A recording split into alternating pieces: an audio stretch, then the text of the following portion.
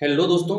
आज मैं इस वीडियो में बात करने वाला हूं पावर ऑफ थ्री क्या होता है और एक सेशन इंडिकेटर होता है फॉरेक्स सेशन इंडिकेटर, उसको हम यूज कैसे करते हैं। हेलो दोस्तों, मेरा नाम अनूप पांडे है और मैं आपको इस पूरे वीडियो में इन दो टॉपिक्स के बारे में बताऊंगा। चलिए आगे बढ़ते हैं। पहले हम समझते हैं पावर ऑफ थ्री क्या है। पावर ऑफ थ्री कुछ विशेष नहीं है। ये पहले एक्यूमुलेशन है, फिर मैनिपुलेशन है, फिर एक ट्रेंड है, फिर यहाँ पर जाकर के डिस्ट्रीब्यूशन होगा।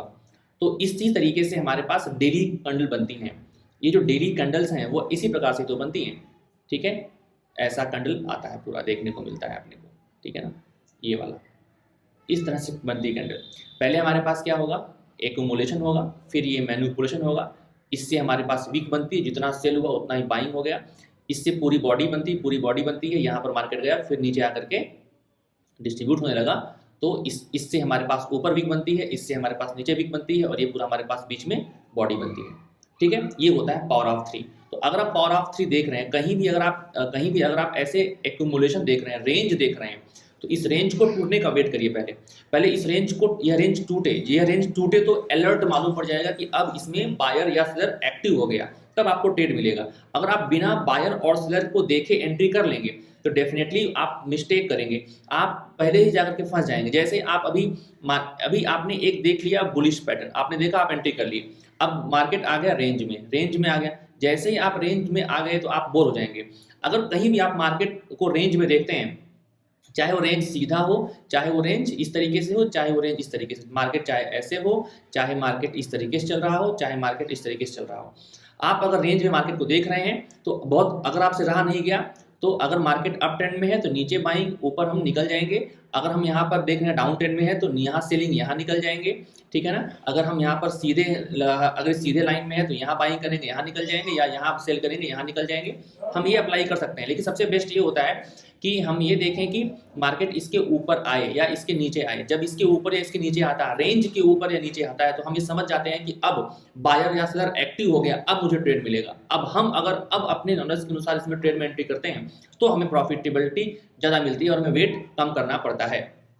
ठीक है, चलिए हम इसी चीज़ को समझते हैं कि हम जो हमारे पास फॉरेक्स इंडिकेटर है वो हम कैसे यूज़ करेंगे। आप अपने ट्रेडिंग व्यू पर आइए, इंडिकेटर में जाइए। इंडिकेटर में जाने के बाद आप टाइप कर सकते हैं यहाँ पर फॉरेक्स सेशन इंडिकेटर, या मैंने यहाँ पे रखा हुआ है, मैं आपको दिखा देता हूँ।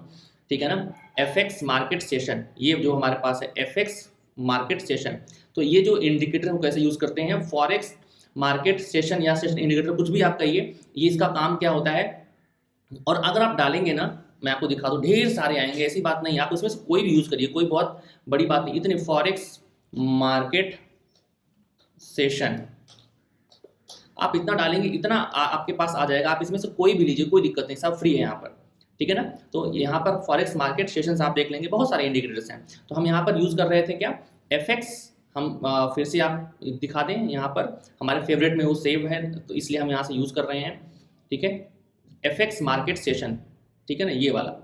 तो हमें यहाँ पर इस चीज़ को ध्यान रखना है। अगर हम इस पर क्लिक कर देंगे तो हमारे चार्ट पर ये प्लॉट हो जाएगा और हम इसको ओपन कर देते हैं। ओपन करने से क्या आता है, आप चीज़ को समझिए। ओपन करने से ये मुझे बता देता है कि जरा ध्यान से समझिए, धीरे धीरे जब आपकी आंखें ट्रेंड हो जाएंगी और आपका निगाह बिल्कुल पक्का हो जाएगा तो आप इसे आराम से ट्रेड कर लेंगे। अब देखिए, मार्केट ने किया क्या, टोक्यो एशियन सेशन में मार्केट रेंज में रहा और इसका पूरा लिक्विडिटी को हंट किया गया।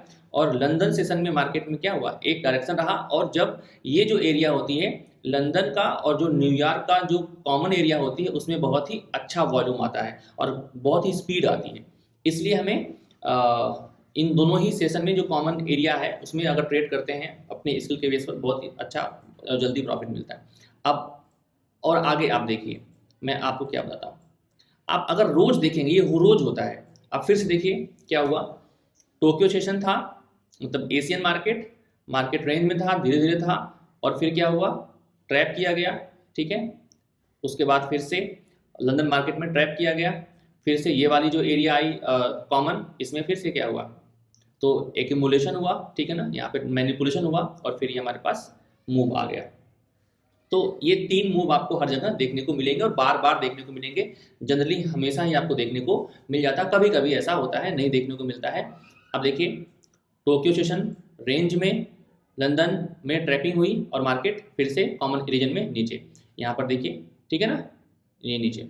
फिर आप देख लीजिए टोक्यो रेंज में था, लंदन में ट्रैपिंग करी गई, मार्केट नीचे, फिर उसके बाद यहाँ से फिर से ऊपर की तरफ। अगर हम देखेंगे नीचे हमारे पास फेयर वैल्यू गैप या सपोर्ट कुछ ऐसा है, तो फिर से यहाँ पर देख लीजिए टोक्यो मार्केट, ठीक है, टोक्यो मार्केट में फिर से क्या हुआ, हम यहाँ तक गए हैं और यहाँ से यहाँ पर थोड़ा सा हमें यहाँ ट्रैपिंग कम देखने को मिली है, लेकिन यही तो हमारे पास यहाँ पर देखिए ट्रैपिंग है, हम हाई ऑन द कर्व है, तो यहाँ पे डिसाइड नहीं हो पाया, हमारे पास ये 30 मिनट का चार्ट है, तो हमें इसलिए थोड़ा सा कम कैंडल्स देखने को मिल रही हैं। और हमारे पास यहाँ से जैसे ही ये लंदन सेशन स्टार्ट हुआ, लंदन सेशन की स्टार्टिंग से देखिए फिर से वापस से मूव आई है, लेकिन न्यूयॉर्क में क्या हुआ है, लंदन के जोन का भी ट्रैपिंग करके मार्केट नीचे आ गई है।